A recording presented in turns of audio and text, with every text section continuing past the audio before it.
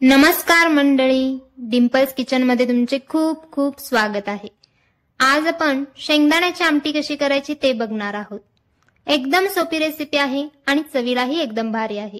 तर चला रेसिपीला सुरुवात करूयात। शेंगदाण्याची आमटी बनवण्यासाठी सगळ्यात आधी आपल्याला एक वाटण लागणार आहे, ते आधी करून घेऊ। तर वाटणसाठी इथे मी अर्धी वाटी सुके खोबऱ्याचे काप करून घेतले आहेत। त्यासोबत 7 लसण पाकळ्या आणि छोटा तुकडा आले घेतले आहे। आता हे सगळे मिक्सरला बारीक करून घ्यायचे आहे। अशा पद्धतीने आपले वाटण तयार आहे। आता फोडणीसाठी इथे मी एक मोठा चमचा तेल गरम करत ठेवले आहे।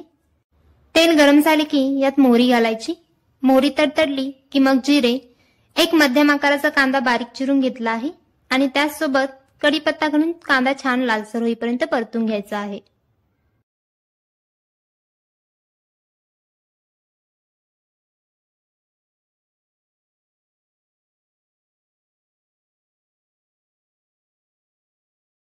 त्यानंतर आपण जे वाटण करून घेतले आहे तेही यात घालून 3 ते 4 मिनिट चांगले परतून घ्यायचे आहे।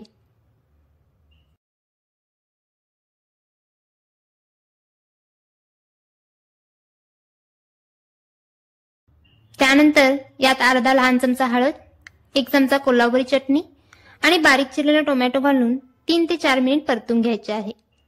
इथे मी टोमॅटो घालायचे विसरले, त्यामुळे मी नंतर घातला आहे। तुम्ही या स्टेपला टोमॅटो घालून घ्या।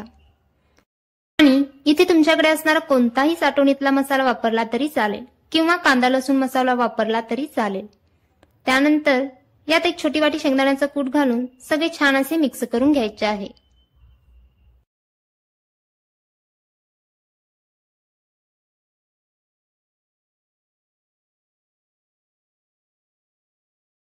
त्यानंतर यात 1.5 ग्लास गरम पाणी घालून घ्यायचे आहे।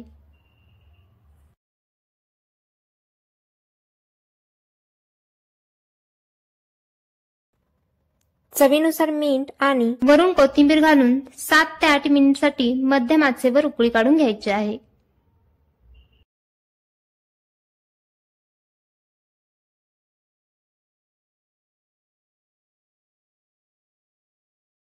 तुम्ही बघू शकता मस्त शेंगदाण्याची आमटी तयार आहे।